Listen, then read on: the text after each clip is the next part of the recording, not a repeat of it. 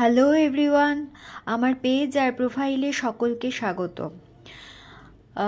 যেদিন পিৎজার অর্ডার থাকে সাথে আবার কেকেরও অর্ডার থাকে, তখন সারাদিন ভীষণই ব্যস্ততার মধ্যে কাটে। আজকেও সেরকমই একটা দিন, সারাদিন বসারই সময় পাইনি। তো কেক যেরকম স্ক্র্যাচ থেকে শুরু করে সমস্তটাই একা হাতেই আমি বানাই, সেরকমই পিৎজাও তাই। একদম ডো থেকে শুরু করে প্যাকিং পর্যন্ত সমস্তটাই নিজে হাতে বানানো বেশ একটা লেন্দি প্রসেস, আর ভীষণই সময় সাপেক্ষ ব্যাপার। কোথা দিয়ে সারা দিনটা কেটে যায় নিজেরই খেয়াল থাকে না। তো আজকেও সেরকমই একটা দিন ছিল, সারাদিন ভীষণই ব্যস্ততার মধ্যে কেটেছে। আর পিৎজা যাদের অর্ডার করার দরকার তারা অর্ডার করতে পারেন।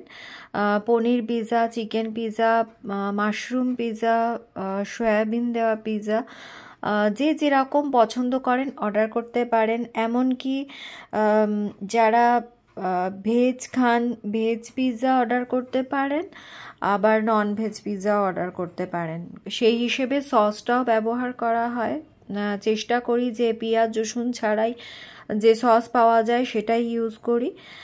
তো সেই হিসেবে পিৎজা নিশ্চিন্তে অর্ডার করতে পারেন। তবে মাশরুম পিৎজা অর্ডার করলে একটু আগে থেকে জানাবেন, কারণ সব সময় তো মার্কেটে মাশরুম পাওয়া যায় না। সেজন্য একদিন বা দুদিন আগে জানালে মাশরুম পিৎজার ক্ষেত্রে তাহলে সুবিধা হয়।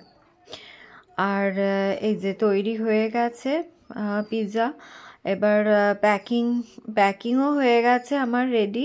এবার ডেলিভারি দেওয়ার পালা।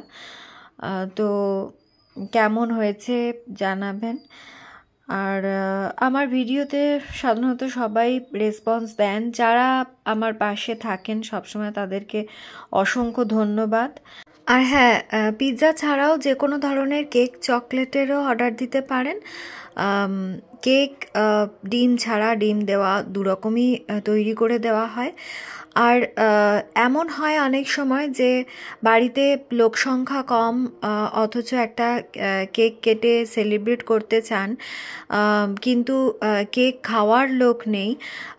সেক্ষেত্রে বড় কেক নেওয়ার কোনো প্রয়োজন নেই, একটা ছোট্ট কেক কেটেও সেলিব্রেট করতে পারেন। মিনি কেক, যেটা 4-5 জন অনায়াসে শেয়ার করে খাওয়া যায়।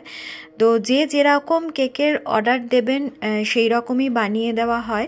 তাহলে কেক, পিৎজা, চকলেট দরকার হলে অবশ্যই নক করবেন। বাই।